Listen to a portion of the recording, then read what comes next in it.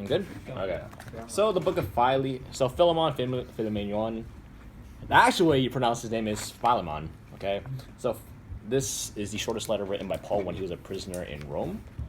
So Philemon is this dude who met Paul in Colossae, I want to say, and under Paul he became a Christian and ended up leading a church with who's that guy? Someone. He ended up becoming a pastor, and in Colossae, Can I restart? Onesimus. Yes, you can restart. Onesimus. Yeah. Is it? No, it's not a Onesimus is a slave. Oh, wow. Keep it wrong. Epiphras. Wrong. No editing. No Okay? editing? If you messed up, You're. It's in a Colossae. I My forgot name the is name. Steven I Chen. didn't write down the name, so I didn't think I'd be saying it, but I did. Colossus. Yes, 7. Ephorus. Epaphras? Ephorus? Yeah. I love brown Epaphras. meat. So him and Epaphras ended up leading a church in Colossae.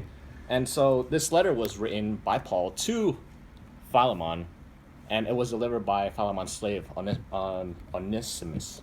Onesimus is Philemon's slave, and in this context, we view slaves more as a master-servant relationships and not necessarily like a slave, like I'm gonna beat you if you don't do my work slave. What?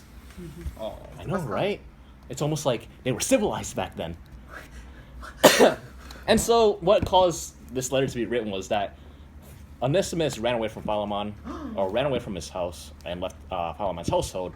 And the only assumption that anyone has made, or the assumption that we can make, is that he did something wrong. And the most speculated reason is that Onesimus has robbed Philemon of something, probably of money, or did him wrong, cheated him, something like that. And so Onesimus finds Paul in Rome and helps Paul when he's in prison. And eventually he becomes a Christian under Paul. And so when writing this letter and writing this letter, Paul asks Philemon to accept Onesimus back into his family, not as a servant anymore, but as a brother in Christ, for two things. One,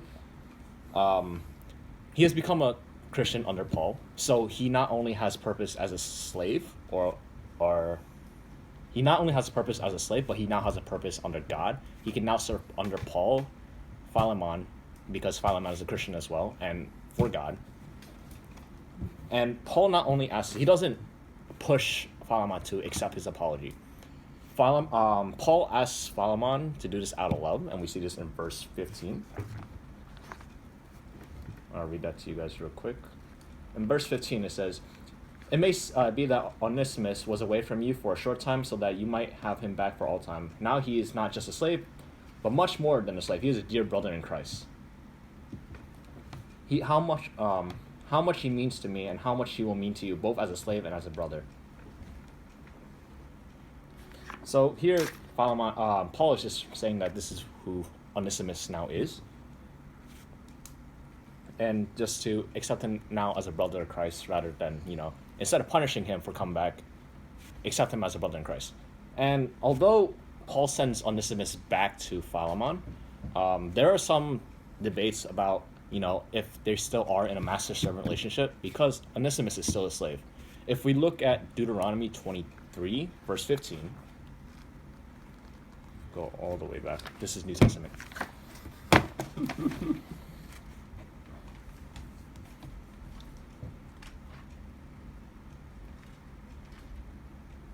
Deuteronomy 23, verses 15. It says, "If a slave has taken refuge with you, do not hand them over to their master." So there are arguments that can be made that says Paul was handing Onesimus back to Philemon after he has ran away from his master. But now that Onesimus has become a Christian, he is no longer regarded as a slave to Philemon. Now Paul's asking Philemon to accept Onesimus as a brother in Christ now.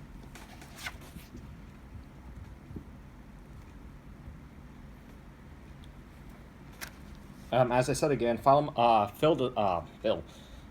does not ask Paul does not ask Philemon to do this out of pressure. He's only asking Philemon to do this out of love. And in verse 9, it says, "But because But because I love you, I make a request instead. I do this even though I am Paul, the ambassador of Christ Jesus, and at present also a prisoner for his sake. So I make a request to you on behalf of Onesimus, who is my own son in Christ. So Paul doesn't really push Philemon to do this, but he's more like asking for forgiveness and asking him to do it out of his own heart. So overall, the theme of this book, or this letter actually, is just the theme of forgiveness and reconciliation between a master and servant, and how two people should interact within each other when they are Christians, and how to forgive and how to accept one another again. In general, it's really just one person to another. It's a one-on-one conversation of one person, Paul preaching the ethics of the gospel to Philemon. Yeah, that's about it.